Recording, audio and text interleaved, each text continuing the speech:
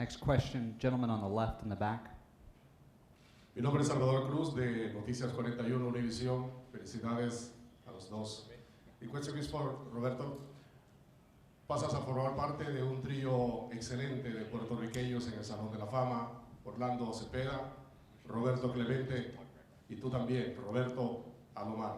Ser parte de este trío y del núcleo de latinoamericanos, que son pocos en el Salón de la Fama, ¿qué sentimiento hay en ti formar parte de este grupo?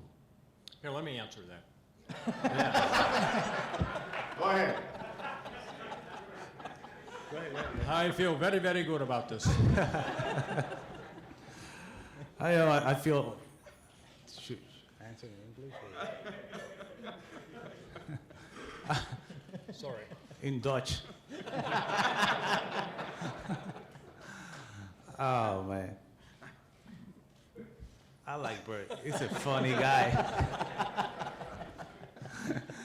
I feel honored to be, be inducted, be in the same class as Roberto Clemente and Orlando Cepeda. I think they are one of the players that I respect the most that come from Puerto Rico, from same country. And I feel real proud to be beside them and be a part of this elite group. Not only the Puerto Rican, but also the Americans. This is an amazing thing for us being Puerto Ricans, and I know Puerto Rico is real. They feel real blessed that we have three Puerto Ricans now in the Hall of Fame. Next question, Bennett, on your right. Gentleman on the left. Esteban Bagan, primero a Puerto Rico. Roberto, can you talk about the experience since you received the call? Is it what you expected? And are you aware of the commotion that this has caused in Puerto Rico? Well, I had a chance to talk to the Puerto Rican people yesterday, and it's real. They're real excited. I'm excited too. I'm looking forward to the 9th, where I'm gonna go to Puerto Rico and be with my people, and I'm looking forward to that big day. Like I say, waiting for the call was a big moment for me, not only for me but for my family. It brings tears to our family, tear of joy and happiness. It's been a long run for myself since Little League. I had to work so hard, and I thank my dad because he gave me the best advice. If you want to be a ball player one day, you have to work hard since day one, and that's what I did. Robbie in Espanol for the question. Oh, in Spanish? Oh my God. Un pequeño. No? Good? I don't know if I can. Okay, these are okay. All right. It's okay? Checking. You Yes. okay? Okay, we'll go next question. Gracias. On the right, Cameron, 2 rows behind you.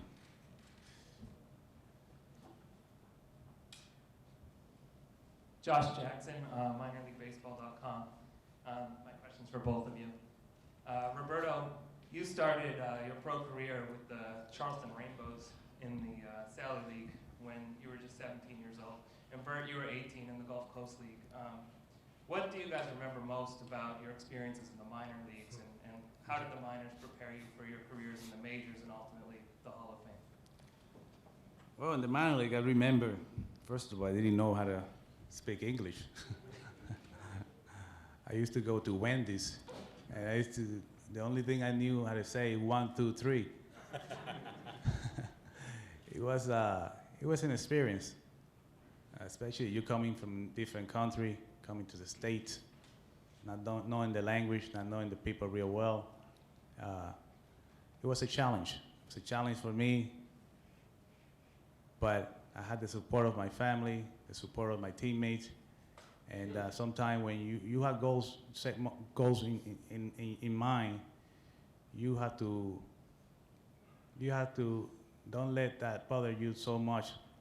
How tough it is, because I think my father went through tougher than I went through, and he taught me that if you want to reach your dream in baseball, you're gonna go to tough battles in the minor leagues, and I did, but I survived.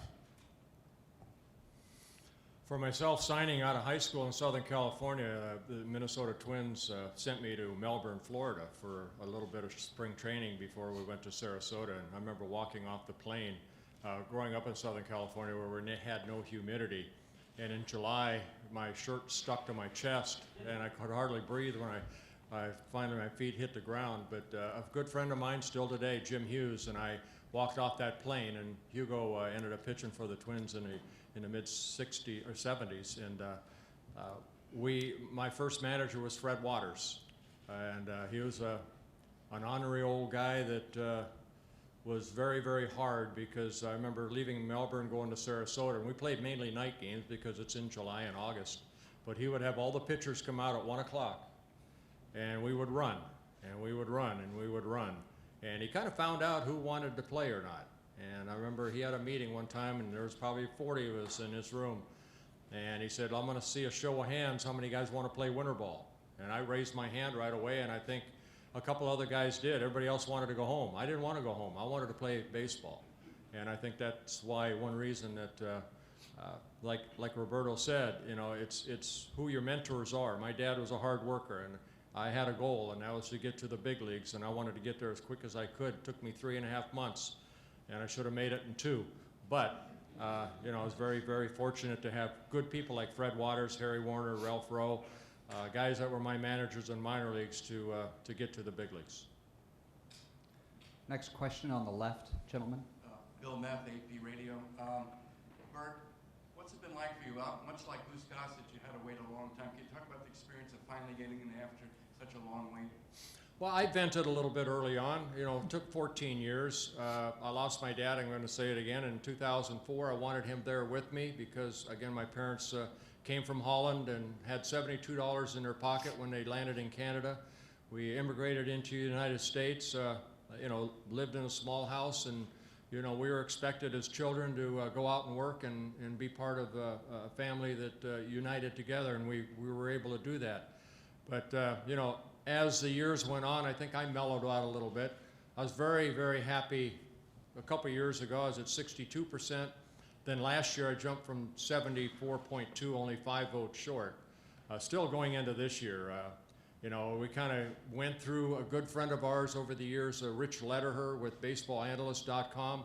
Rich always kind of kept us, you know, abreast of what the votes were. He said, well, you're right around where you were last year, so that kind of, I think, scared Gail and I. We thought, oh no, we're going to be, you know, 1 or 2 votes short again. And again, I thank the Baseball Writers Association for this great honor. And again, I think we're numb, and hopefully it'll never sink in, because I like the Hall of Fame Lego, but again, it was a great honor, and it went through a lot, but finally got here.